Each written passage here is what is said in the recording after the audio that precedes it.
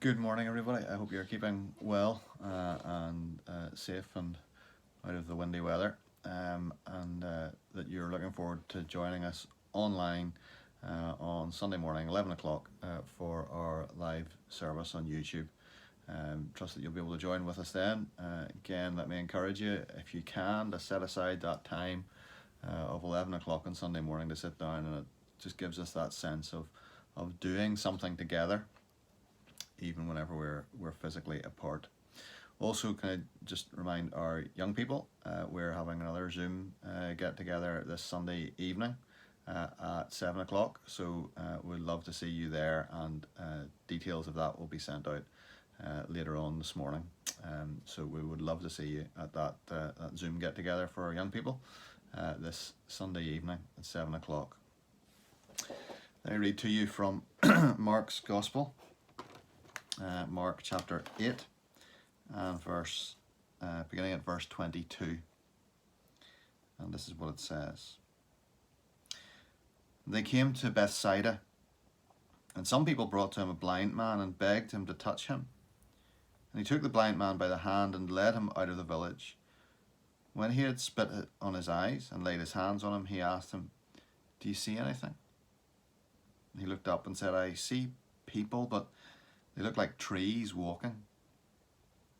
Then Jesus laid his hands on his eyes again, and he opened his eyes. His sight was restored, and he saw everything clearly. And he sent him to his home, saying, "Do not even enter the village."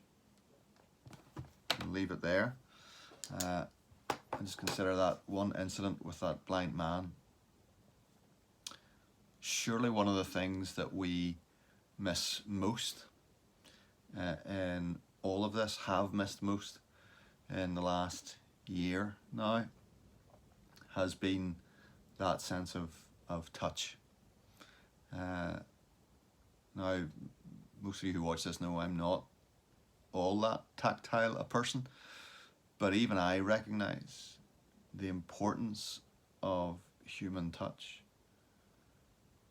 The way we greet one another has changed. We can't shake hands. We can't hug. The way we comfort one another has changed. And that's been particularly painful to watch at some of the funerals that I've done in the last year. The way we celebrate has changed. Again, being able just to hug one another, to be able to celebrate without feeling restricted, it's been very difficult. This was one of the things I missed when I look back on this year, is at Christmas. We would normally stand at the door on Christmas morning and greet everybody on their way out of the service or whatever, and we weren't able to do that this Christmas morning whenever we were together. Well, now we're not able to be even together at the moment. And it's the way that we show support for one another, an arm around the shoulder or a pat on the back or something that just says, keep going, good, you're doing a good job, well done. All those things we express by touch. And touch is particularly important when you can't see, when your vision is impaired. It helps you to know that somebody else is there. Jesus, of course, in this episode knows how important touch is to this blind man. The touch of Jesus' hand on his hand or his arm begins a relationship of trust.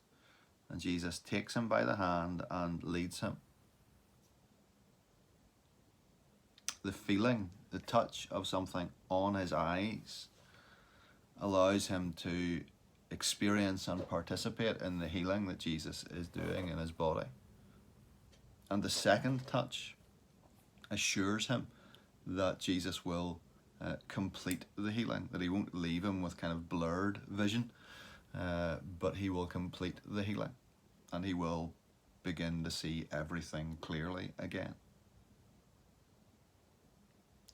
Christianity is a physical faith. And it's not just expressed in the fact that we love to be together, shake hands, hug one another, whatever. It's expressed right in the Gospels, in Jesus, because Jesus came into the world, God came into the world in human flesh. He came into the world able to touch and to be touched. And when he comes into the world in that way, his touch on our lives, as it did for this blind man, brings healing, brings wholeness, and brings hope. It brings salvation. And so this morning, I want you to know that he continues to bring that into your life. That healing, that wholeness, that hope is brought by him. On a day whenever we feel like hope is a very fragile thing.